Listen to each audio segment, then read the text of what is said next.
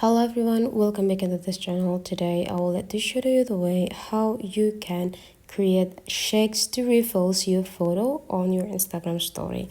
So here you just need to open your phone and open the Instagram. First thing you have to do is make sure that you already have the newest feature, which is the frame. If you cannot find it, you just need to open your app store and make sure that you already upgrade your Instagram version. Type into Instagram here and then make sure that you already got the update. So just need to tap it and the update process will be running. Now if you're done upgrading your application, just click to open. Now click this plus button and you just need to click the picture that you want to use as the background. Here I already have this. So here if you want to have the additional picture with the cover and someone need to shake it to refill the picture, go click this frames.